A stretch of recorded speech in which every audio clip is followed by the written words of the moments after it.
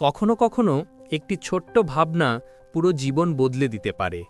কিন্তু যদি আমি বলি এক বৃদ্ধার সামান্য কথাই পুরো গ্রামের ভাগ্য বদলে দিয়েছিল। স্বাগতম স্রোতধরায়, যেখানে আমরা এমন সব গল্প বলি যা অনুপ্রেরণা, শক্তি আর আশার আলো ছড়ায়। যদি গভীর অর্থবহ গল্প ও জীবন বদলে দেওয়া শিক্ষণীয় কথা ভালো লাগে, তাহলে লাইক, শেয়ার এবং সাবস্ক্রাইব করতে ভুলবেন না। এবার শুরু করা যাক আজকের গল্প। সবুজ পাহাড় আর শান্ত নদীর মাঝখানে ছোট্ট এক গ্রাম ছিল, আর সেখানেই থাকতেন এক বৃদ্ধা। তার নাম ছিল মায়াবতী। তার চুল ছিল চাঁদের আলোয়ের মতো সাদা। মুখে বয়সের চিহ্ন থাকলেও চোখ দুটি ছিল উষ্ণ, গভীর আর আশায় ভরা। তিনি একা থাকতেন বটগাছের নিচে ছোট কাঠের ঘরে, যেখানে প্রতিদিন বিকেলে মানুষ আসত তার কাছে দুঃখ কষ্টের কথা বলতে, আর তিনি সবার মন শান্ত করে দিতেন। গ্রামের জীবন ছিল কঠিন। ফসল নষ্ট হতো, ঝড়ে ঘর ভাঙত, অসুখ বিসুখ আসত বারবার। তবু মানুষ টিকে থাকত মায়াবতীর শান্ত উপস্থিতির ওপর ভর পড়ে। এক বিকেলে দৌড়ে এলো এক তরুণী, তার নাম লীরা। কান্নায় ভেঙে পড়ে সে বলল, মা মায়াবতী, আমি খুব ভয় পাচ্ছি। আমার স্বামী শহরে কাজ খুঁজতে গেছে, কিন্তু কোনো খবর নেই, টাকাও পাঠাচ্ছে না। আমার বাচ্চারা না খেয়ে আছে। মায়াবতী তার হাত ধরে শান্ত গলায় জিজ্ঞেস করলেন, তুমি কি ভাবছ? লীরা কাঁদতে কাঁদতে বলল, সবচেয়ে খারাপটাই ভাবছি।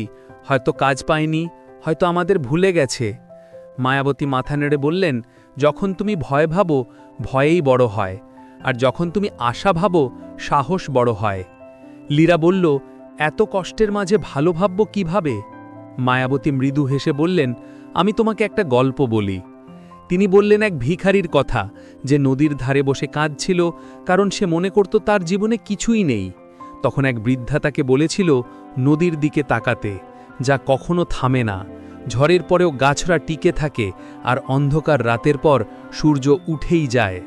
বৃদ্ধা বলেছিল, যদি তুমি শুধু হারানোর কথা ভাবো, তুমি সব সময় দুঃখী থাকবে, কিন্তু যা এখনও আছে তা দেখলে শক্তি ফিরে আসবে। সেই ভিখারি তার ভাবনা বদলালো, আর ধীরে ধীরে নিজের জীবন নতুন করে দাঁড় করালো। জাদুতে না, আশায়। গল্প শেষে মায়াবতী বললেন, তোমার জীবন হয়তো আজই বদলাবে না, কিন্তু ভাবনা বদলালে আশা জন্মায়, আর আশা তোমাকে পথ দেখায়। প্রতিদিন সকালে বলবে, আজকের দিনটা ভালো হবে। লীরা চেষ্টা করল, প্রতিদিন সেই কথাটি বলল। কষ্ট তখনও ছিল, কিন্তু তার মন হালকা হতে লাগল। কয়েক সপ্তাহ পর এক চিঠি এলো।